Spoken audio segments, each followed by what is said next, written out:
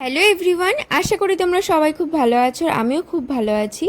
ভ্লগগুলো যেহেতু অল্প অল্প করে করা হচ্ছে সেই জন্য মাঝে মাঝে আমি দুটো ভ্লগ একসাথে করছি, মানে দু রকম ভিডিও আমি একসাথে অ্যাড করে দিচ্ছি। বিকজ ভ্লগটা অল্প হলে তো সেটা দেখতে ভালো লাগে না, আর আমার ভ্লগটা কদিন একটু কমই করা হয়ে যাচ্ছে, মানে অল্প করে করা হয়ে যাচ্ছে। তো চলো এত না বকে তোমাদের সাথে সবটা শেয়ার করি। আসলে আমার বাপের বাড়িতে সকলের নেমন্তন্ন ছিল, মানে আমার শ্বশুরবাড়ির সকলের নেমন্তন্ন ছিল, সাথে দিদা শাশুড়ি এসেছিলো আমার প্রথমবার আমার বাপের বাড়িতে। তো সেই জন্য রান্না বান্না হয়েছিল। তো কি কি রান্না হয়েছিল সেগুলো তো দেখবেই, আর সকলের খাওয়া দাওয়া করার পর আমরাও খেতে বসে পড়েছি। আর রান্নাতে ছিল তো মাংস তো ছিলই, তার সাথে শাক, মাছের তরকারি, কচুরলতি, চাটনি, মিষ্টি, এগুলো সবই ছিল। আর কি কি মেনু ছিল সেগুলো তোমাদেরকে ভিডিও করে দেখিয়ে দিলাম।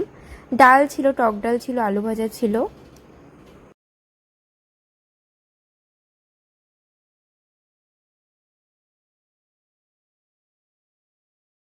আমার মতো কার কার খাওয়ার পরে মিষ্টি, মিঠাই, কোকোকোলা আর পান না হলে হয় না। মানে যেদিনকে এরকম রিচ খাবার আমরা খাই অবশ্যই আমাদের কোকাকোলা লাগেই, কেননা এতটাই গরম পড়ছে যে সেটা বলার মতো না। আমার বরকে একটু দেখিয়ে দিলাম।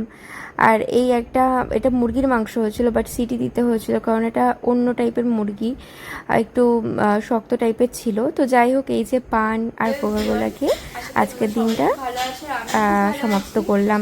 তারপরে এই একটা ভিডিও তোমাদের সাথে শেয়ার করে দিলাম, এটা আমার অন্য একটা ভিডিও, আমি রান্না করেছিলাম, সেটা দেখে নাও। কাটা কিন্তু সবই মশলা রেডি, শুধু আলুটা এবার ভাজতে দেওয়া হয়েছে আর ওর মধ্যে দেওয়া হয়েছে হলুদ গুঁড়ো আর দিচ্ছি নুন। নুনটা দিয়ে দিলাম, এবার এটা নাড়াবো।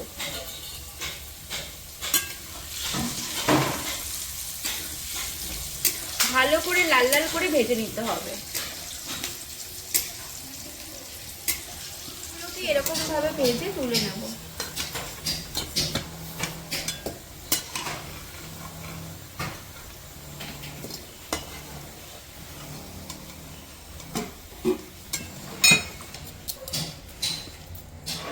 ফোড়নে দেব তেজপাতা, শুকনো লঙ্কা, গরম মশলা।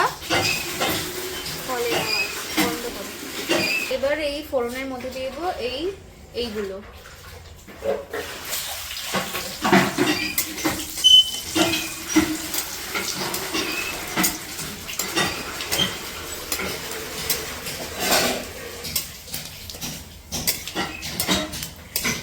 এবার এর মধ্যে দিয়ে দেবো পেঁয়াজটা, আর ক্যাপসিকামটা পরে দেবো। বন্ধ করো। দিয়ে দিলাম। টমেটোটাও দিয়ে দিলাম। ঠিক আছে, বন্ধ রাখো না। দিয়ে দিলাম নুন দিলাম।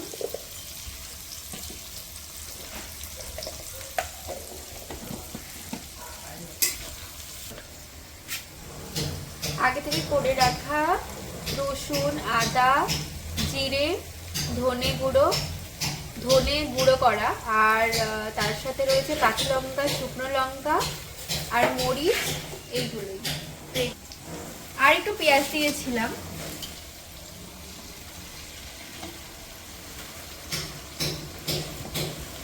আর দিয়েছি দুটো রসুন।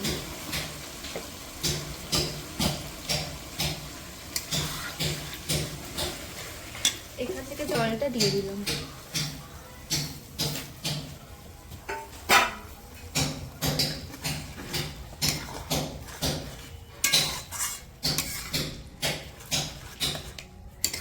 এবার এর মধ্যে দিয়ে দেব হলুদ গুঁড়ো,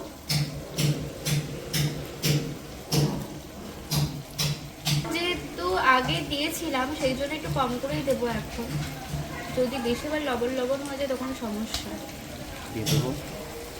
দিয়ে দিচ্ছি এটা একদম লঙ্কার গুঁড়ো, যেটা ভীষণ ঝাল, একটু দিয়ে দিচ্ছি। দিয়ে দিলাম কাশ্মীরি লঙ্কার গুঁড়ো, এটা একটু বেশি দিলেও অসুবিধা নেই। এটা পুরোটাই দিয়ে দিলাম, পুরোটাই লেগে যাবে, ছিল না বেশি যেহেতু।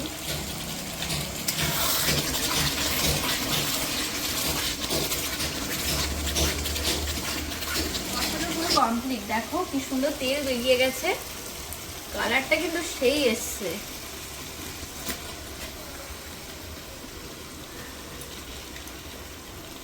আর এরকম ছোট ছোট পিস, মানে চিলি চিকেনের মতো করা এরকম পিস দেখলাম না।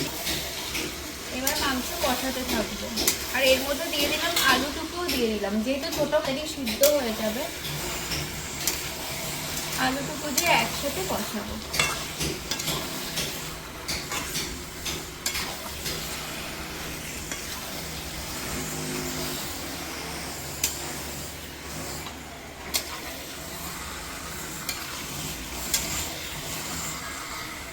ঢেকে দিতে হবে। এবার এটাকে ঢেকে দিলাম। এবার হালকা আছে 5 থেকে 6 মিনিট এটা কষবে।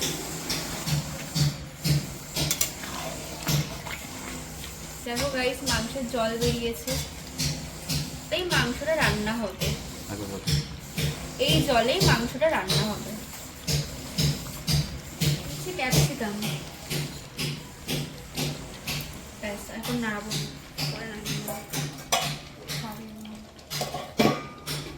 দেখো গাইস, কালারটা কিন্তু এসছে এরকম। এবার এর মধ্যে দিয়ে দেবো ধনেপাতার পেস্ট, কারণ নামানোর আগে দিতে হবে এটা, আর আমি এখন নামাবো। এবার দেবো গরম মশলার গুঁড়ো,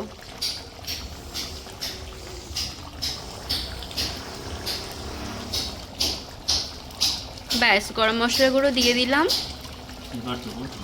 এবার দেবো ধনেপাতার পেস্ট, এই যে।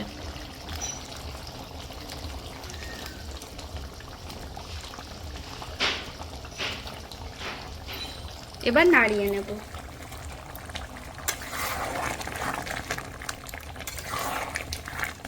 এই যে গাইস, কি সুন্দর কালার এসছে, দেখো চলে এসছে কালার।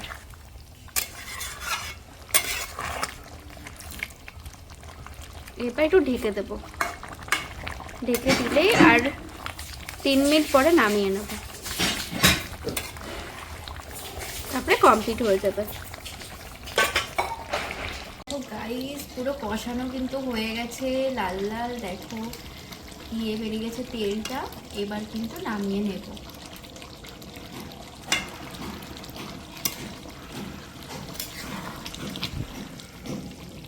এবার নামিয়ে নেব, চলো। এই রেসিপিটি ভালো লাগলে অবশ্যই লাইক শেয়ার কমেন্টে সাবস্ক্রাইব করো আমার চ্যানেলটিকে। ভালো থেকো তোমরা, টাটা। আর তোমরা এইভাবে কিন্তু অবশ্যই মানে রান্না করে খেও, আর আমাকে কমেন্টে জানিও যে কেমন লাগলো রেসিপিটি। তোমাদের বাড়িতে যখন করবে তখন তোমরা বুঝতে পারবে। চলো, টাটা।